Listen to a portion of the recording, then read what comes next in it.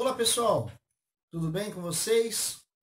Alguns já têm acompanhado o canal aí, eu agradeço. E meu nome é Fabiano Perrone e você está no Prosa Teológica. Hoje eu gostaria de bater um papo com vocês, fazer esse vídeo de algo que eu já vinha pensando esses dias. é, e eu faço parte de um grupo no WhatsApp que chama Teologia Amizade. E hoje entrou esse assunto que seria sobre doutrina, teologia, conhecimento versus devoção, espiritualidade e experiência. Então eu gostaria de fazer alguma sugestões de alguns livros para vocês e mediante isso a gente bater um papo, eu poder expressar alguma coisa. Depois você aí deixa o seu comentário daquilo que você achou, ou alguma coisa que a gente poderia ter complementado, fazer um outro vídeo, fazendo um complemento em relação a esse vídeo. E também aí você pode colocar na descrição abaixo, no comentário abaixo, a dica de livros que seria legal que você leu, que te trouxe esse equilíbrio. A minha ideia é falar sobre um equilíbrio desse assunto, ok? Então vamos lá?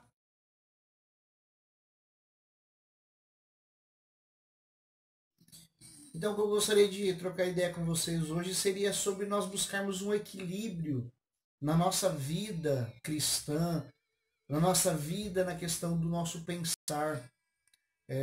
Porque nós temos a tendências, como diz o ditado, ser 8 ou 80. Nós precisamos buscar o equilíbrio e partimos muito das vezes para um extremo. E é importante termos um equilíbrio. Como eu disse, hoje saiu o assunto lá no grupo ali que faço parte, sobre a questão dessa da experiência, a questão do conhecimento. E é interessante que acontece muito isso, aconteceu isso comigo. No Brasil, uma predominância muito grande de igrejas pentecostais. E não generalizando e respeitando todos desse segmento, mas há uma grande quantidade. Eu tive essa experiência e muitos amigos, e a gente percebe-se isso, às vezes uma carência de uma explicação, de um embasamento muito mais bíblico. E hoje as mídias, as redes sociais têm uma propagação muito grande acerca de blogs com artigos, com explicações, vídeos, pregações, estudos. A gente vê uma grande quantidade. E às vezes as pessoas passam a ter conhecimento de busca dessa informação, dessa busca desse entendimento.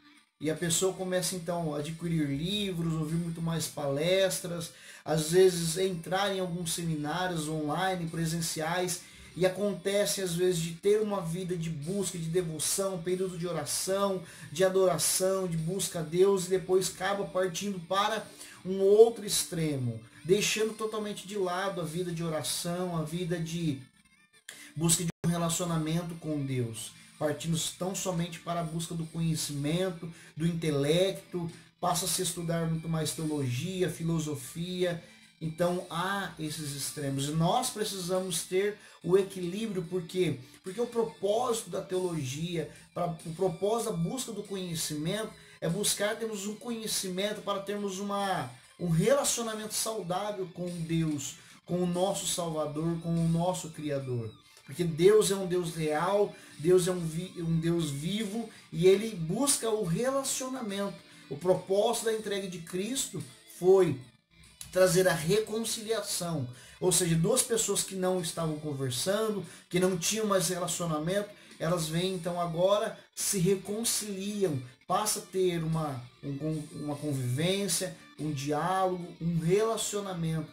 E a proposta da teologia é essa. Se não for isso, para que serve? Não serve para nada. Então nós percebemos que há grandes extremos e precisarmos ter esse equilíbrio, não ser 8, não ser 80. Um grande exemplo que nós podemos pegar, partindo, por exemplo, do período da Reforma Protestante, que foi um período de grande necessidade da parte da doutrina, da parte da teologia, porque era-se uma nova igreja saindo do meio da Igreja Católica Romana. Então precisava ter uma formulação, uma densidade de conhecimento, de compreensão que esse novo povo, essa nova igreja estava passando a viver agora. Então, como será a nossa doutrina, o nosso ponto de fé, as nossas liturgias, as nossas canções? Tanto é que os 5 solas surgem nesse período, né? Até a camiseta que eu estou usando aqui, porque havia várias denominações, luteranas, reformadas, batistas, depois mais para frente anglicanas, havia igrejas anabatistas, menonitas, então precisava-se ter um equilíbrio. Então foi-se dado os 5 solas, somente as escrituras, somente a fé, somente Cristo, somente a graça e somente a Deus seja toda a glória. Porém, com o tempo, isso surgiu a busca de novo nos pais da igreja e surgiu o escolasticismo, ou seja, um período de intelectualidade. E isso trouxe uma frieza. O movimento que surgiu, por exemplo, uma resposta a essa frieza, foi o pietismo dentro da igreja luterana. Um grupo de irmãos que estavam saturados de tão somente coisas intelectuais, doutrinas, línguas originais, e eles estavam então cansados dessa teologia vazia. Então começaram a se buscar uma busca e um relacionamento com Deus. Um outro exemplo que eu gostaria de dar é, por exemplo, que no século passado a teologia liberal foi uma teologia que foi totalmente prejudicial, pois ela tira toda a validade da palavra de Deus, ela tira toda a questão da divindade de Cristo, tanto é que a explicação do Jesus histórico, informando e falando que é um mito, que os discípulos contavam essa história, e a teologia liberal, ela vem mediante a sua hermenêutica, se assim posso dizer, baseado no iluminismo filosófico, que era um conceito que, à luz da razão, aquilo que não posso compreender, que eu não posso chegar numa resposta, isso é descartado. Agora, como que nós poderíamos falar que Jesus nasceu do Espírito Santo, de uma mulher virgem?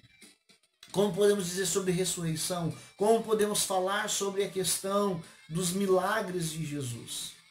Então eles pegavam as escrituras para pegar como exemplos. Por exemplo, se Jesus curou um homem da mão ressequida e ele teve a sua mão esticada, por exemplo, porque Jesus então esticou a sua mão até esse homem. Se essa pessoa ela era cega, Jesus trouxe uma iluminação no entendimento, na compreensão. Então, eles começaram a ter muita questão dos atos sociais, das atitudes e das ações sociais. E mediante a questão da guerra que houve e a grande quantidade de dificuldades sobre o evangelho na Europa, muitos foram para os Estados Unidos. E começaram ali pessoas se tornarem professores nas universidades. Universidades que eram bem conceituadas começaram a ser influenciadas pelo iluminismo. E uma delas que era tão conhecida, que era a Universidade de Princeton, e ela foi influenciada por teólogos liberais. Dali saiu um grupo de irmãos e fundou a Universidade de Westminster, que naquele livro Cristianismo e Liberalismo, de Green Machen, tem pela editora Puritano e pela Shedd, você vai entender um pouco mais isso. E então surge uma classe de irmãos, os fundamentalistas, eram aqueles que começaram a se proteger desse conceito, foram tão fundamentais nas doutrinas, porém partindo para um outro extremo. Todos aqueles que faziam ação social eram considerados como liberais. Então eles eram extremamente fundamentalistas.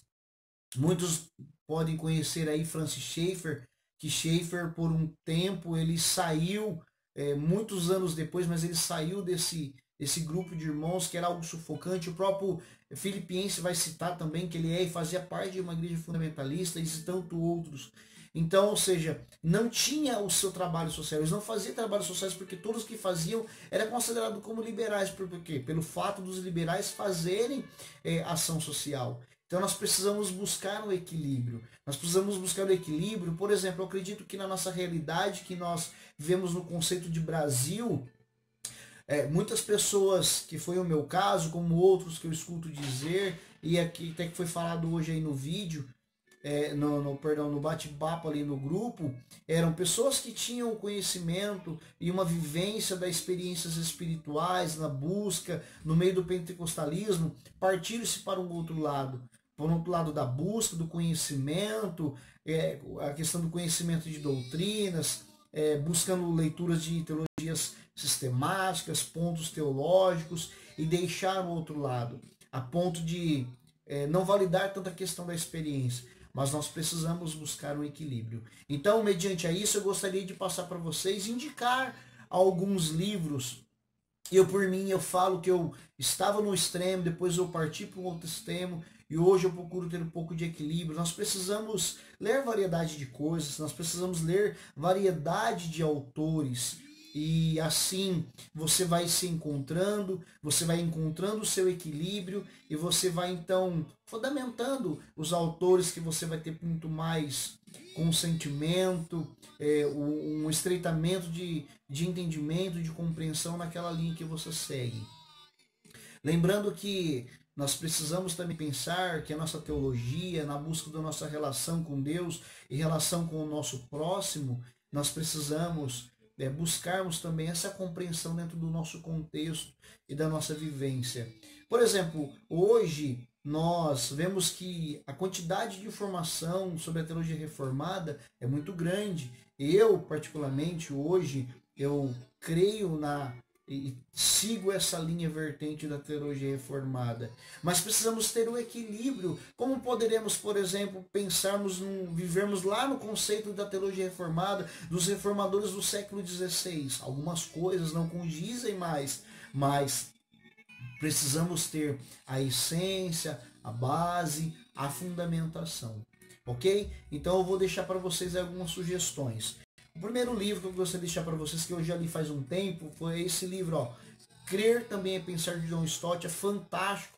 Ele vai falar para nós a questão da importância de que nós precisamos também, mesmo tendo a nossa fé, nós crendo, nós temos que ter a questão do pensar, ter a questão da reflexão. Uma frase de compreensão de Anselmo de Cantuária, Anselmo de Canterbury, do Santo Anselmo, mas aí considerado um grande ícone na história da igreja. Ele definia que teologia é uma fé em busca de compreensão. Então eu gostaria de deixar para você a dica desse livro de John Stott. Um outro que eu vou citar aqui, algumas pessoas gostam, outras não, mas é um livro que dentro dessa linha é muito interessante, que é esse livro do Ricardo Gondim, ó. Eu creio,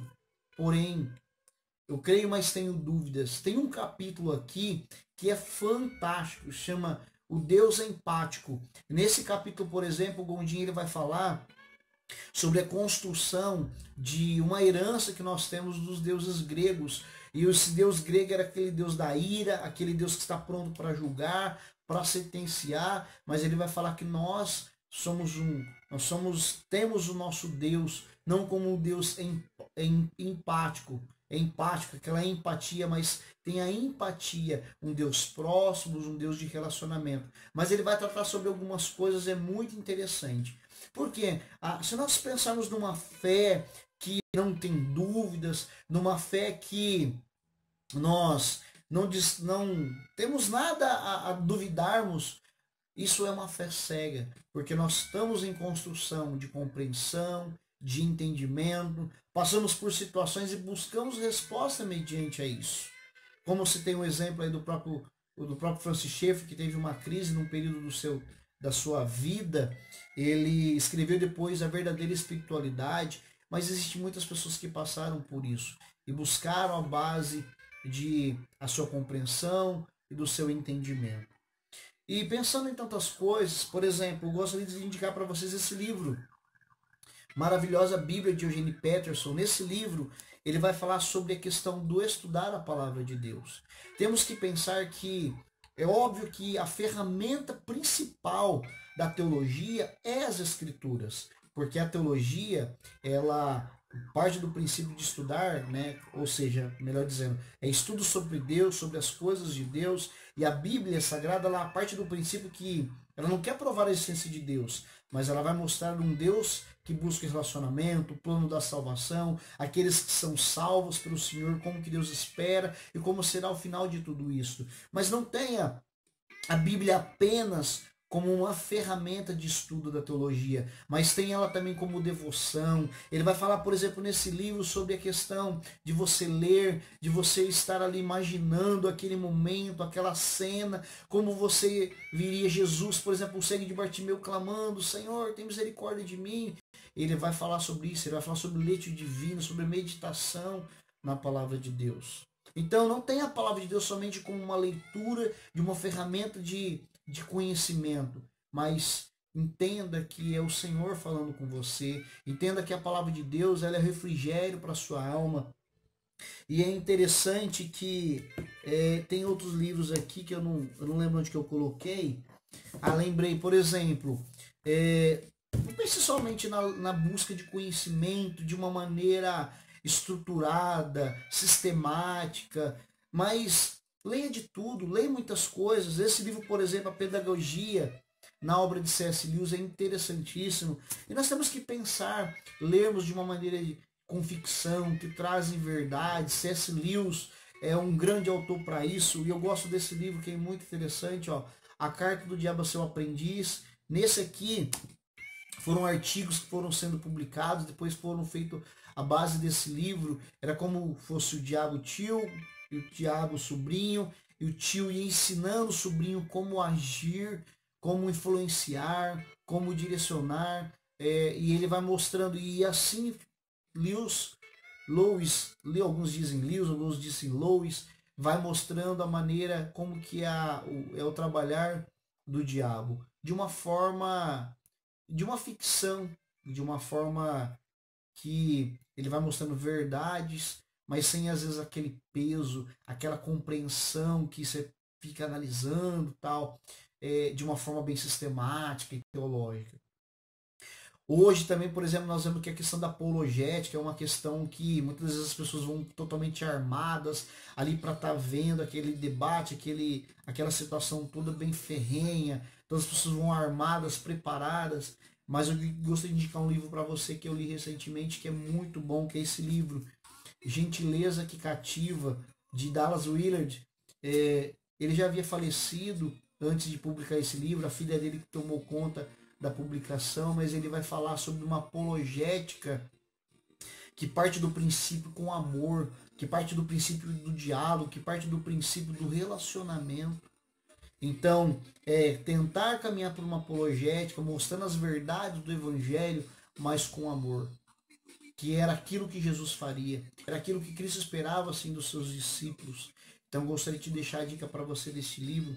E outra coisa, por exemplo, de a gente lermos de tudo, lermos, por exemplo, o meu ponto de vista é reformado, mas por que não ler outros pontos de vista? Porque quando nós somos questionados naquilo que nós acreditamos, isso nos leva à maturidade, nos leva a ter uma reflexão de uma forma diferente, não somente doutrinariamente daquilo que eu penso. E eu gosto de dar um exemplo para vocês em relação a isso. Por exemplo, uma coisa que eu gosto na parte do estudo é teologia sistemática e história da igreja. E quando parte falando sobre igreja e cultura, eu gosto muito disso, evangelho e cultura. Então, por exemplo, esse livro, O Cristão e a Cultura, de Michael Horton, esse livro é um reformado, mas também tem um Rusto Gonzalez, que é um latino-americano, também tem um Paul Tillich, que é mais na vertente da linha liberal, mas ele falou muito sua parte filosófica sobre a questão da cultura. E outro livro, por exemplo, vamos pensar na questão da política, não pode se envolver, se pode ou não e tal, mas precisamos ter um equilíbrio nisso. Esse livro, por exemplo, é interessante.